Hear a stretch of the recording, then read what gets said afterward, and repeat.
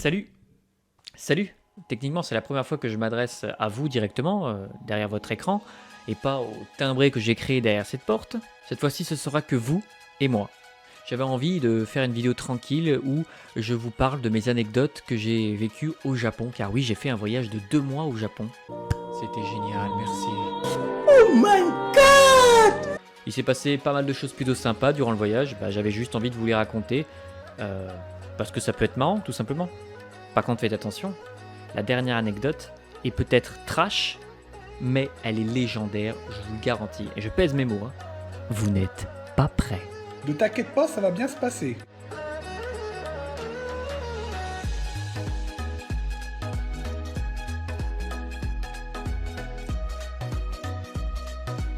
Je vais vous raconter les anecdotes du coup que j'ai vécues au Japon au fur et à mesure du voyage, donc du décollage jusqu'à l'atterrissage, retour à la maison, que j'ai fait avec mes 2 amis, qu'on va appeler pour cette vidéo Johnny et Billy. Tout d'abord, toi derrière ton écran, qui ne pense qu'à une chose, c'est le Japon, les mangas, les animés, les paysages fantastiques, la nourriture excellente. Tu ne penses qu'à ça, tu ne penses qu'aller au Japon.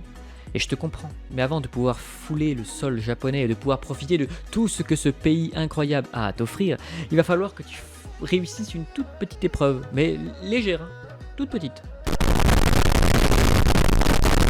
Tenir pendant 12 heures d'affilée dans un avion. Je me chie dessus. Et là, t'es sûrement en train de te dire, ah mais il est con ou quoi, je le sais très bien qu'il faut 12 heures pour y aller. Je m'en bats les couilles, voilà. Et moi aussi, je le savais, hein, moi aussi, je m'étais informé. Donc je me suis dit tout simplement que j'allais prendre une console et que j'allais jouer jusqu'à l'arrivée, tout simplement, l'arrivée au Japon. Voici mon état après avoir joué 6 heures non-stop dans l'avion. Ça va, tu tiens le coup, petit fan? Oh, ça va nickel, crois-moi, j'ai tellement hâte d'arriver. Ouais, tu m'étonnes. Et quand j'ai arrêté de jouer, bien évidemment, j'avais super mal à la tête, mais on devait être plus très loin d'arriver. On doit être presque arrivé, il doit rester 1 heure ou 2, non? Fais voir l'heure. Non, il reste encore 6 heures.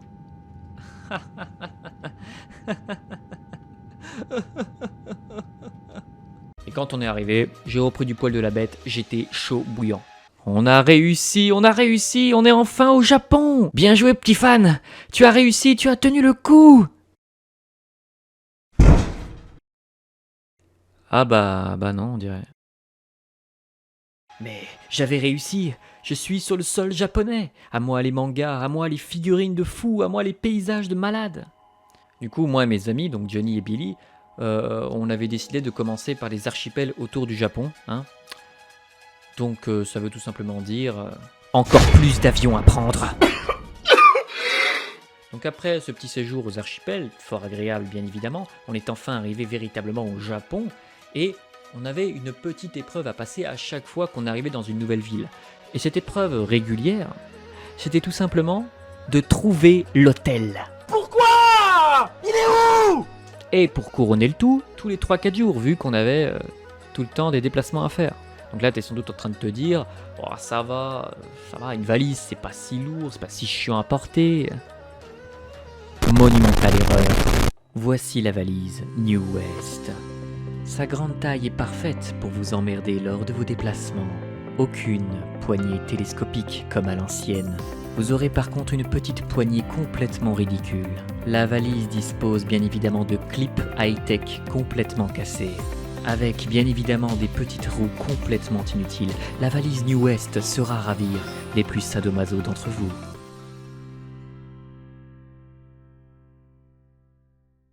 Donc se farcir cette valise avec des pentes aussi raides que ça, sous un soleil brûlant, ou même sous des torrents d'eau tous les 4 jours, au secours. Et il y avait même des Japonais du coup qui venaient nous parler, très gentiment bien évidemment, mais vu qu'on était chargés comme des mules et qu'on était complètement épuisés... Konnichiwa, anata wa Furansushi desu ka? Yes. Nihon wa suki desu ka? Yes. Les gars, je comprends rien. Shiawase so naka o miru to ureshi desu ka? Shitsumon ga arimasu. Ikari kara wa arimasu ka? Yes, of course. les gars, yes. Attends, tu te fous de ma gueule en fait. Ah mais vous parlez français. Sinon, le voyage se déroulait parfaitement bien. Je crois même que je peux dire que voyager au Japon a été l'une des meilleures choses qui me soit arrivée dans ma vie. C'était exceptionnel. Par contre, c'était un peu moins fun pour mon portefeuille. Oh, j'achète ça aussi. Oh putain, c'est génial. Oh, comme elle est belle, regardez. Oh, j'achète. Who can say where the road goes, where the day flows, only time.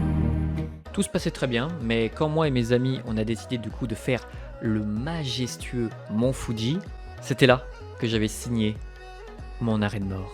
J'ai tellement sous-estimé cette montagne que maintenant je peux dire sans trop de problèmes que c'était le pire jour de ma vie, et je ne rigole pas.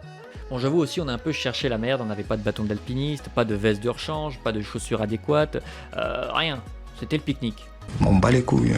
Et oui, j'ai bien dit pas de veste, alors que pour vous rappeler, au sommet de la montagne, il peut faire en dessous des 5 degrés. Rien à foutre. Et on l'a fait de nuit, bien évidemment. Ouais, tu peux le dire qu'on était des malades mentaux, tu peux le dire. Je me suis cassé la gueule un nombre incalculable de fois, c'était infernal. Et ça pendant plusieurs heures non-stop, bien évidemment. Et il y avait des pentes comme ça, avec des rochers tranchants comme tu n'imagines même pas. Et ça, bien évidemment, dans le noir et en mode pique-nique. Et c'est à la première station de la montagne que je me suis rendu compte que j'avais fait une grossière erreur en suivant mes amis. Ah, les gars, je peux plus là. J'ai les genoux en sang à force de tomber et je crois qu'il commence à pleuvoir. Je peux plus là. Tu vois le bâtiment allumé tout en haut? Ouais, je le vois. Eh bien, c'est une station. Ah, mais c'est génial, ça veut dire qu'on est bientôt arrivé. Ah non, c'est juste la première station sur 12. Tuez-moi. Et oui, pour couronner le tout, arrivé à la moitié de la montagne, il se met à pleuvoir. Donc qu'est-ce que ça peut donner? De la pluie, plus pas de vêtements de rechange, plus un vent glacial, et plus marcher pendant des heures dans le noir. Non! Les gars, je me sens vraiment pas bien. Il reste encore quelques heures de montée, on aura réussi, tenez bon. Ouais, dépêchons car j'en peux plus là.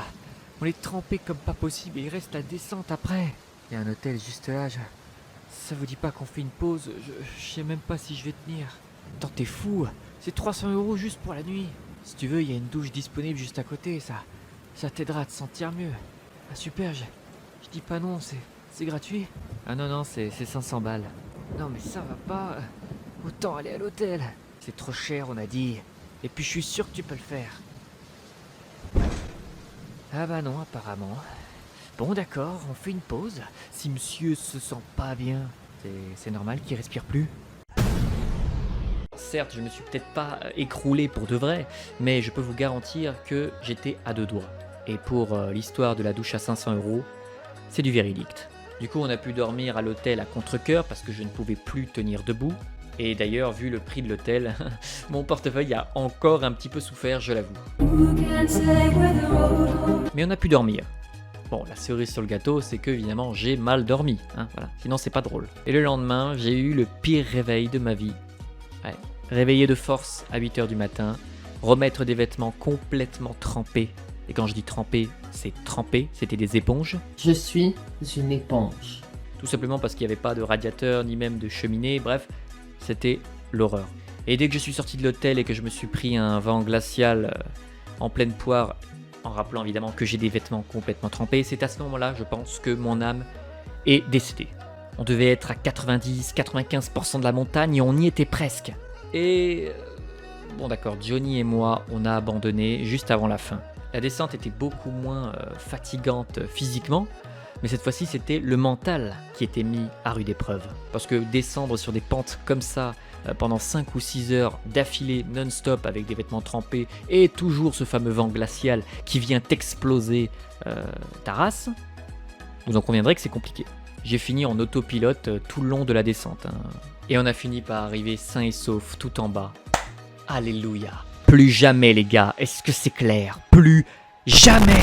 Et pour terminer, voici la dernière anecdote que je vais vous faire entièrement en sketch tellement elle est collector cette histoire. Vous êtes prêts? C'est parti. Eh bien je crois que c'est ici les gars. Non mais franchement, pourquoi vous tenez tant à aller voir un film érotique? En plus le cinéma est super glauque.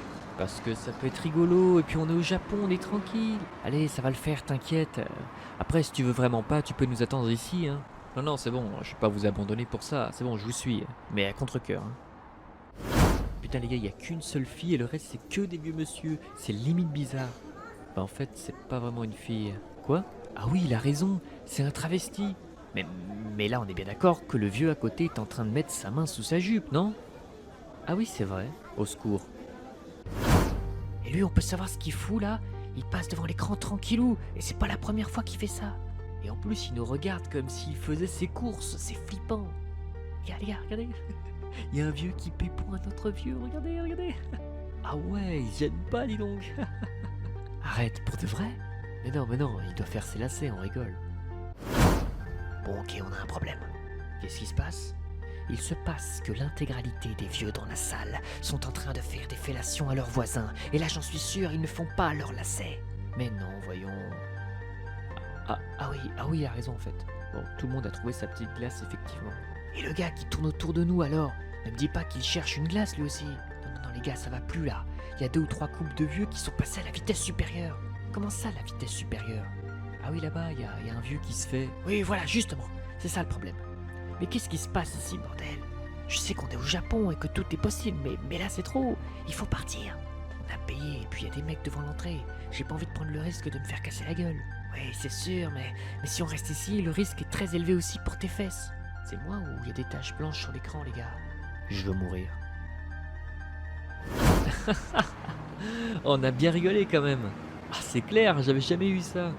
On a bien rigolé, c'est sûr. Mais on a bien rigolé uniquement parce que ça s'est bien fini. Bon, on va manger? J'ai plus trop faim là. Toi, tu n'as pas faim? Arrête tes conneries, t'as toujours faim. Je viens de voir une quinzaine de vieux japonais s'enculer à moins de 10 mètres de moi. Donc oui, j'ai plus faim. Voilà, j'espère que ça vous a plu et que ces quelques anecdotes étaient plutôt rigolotes.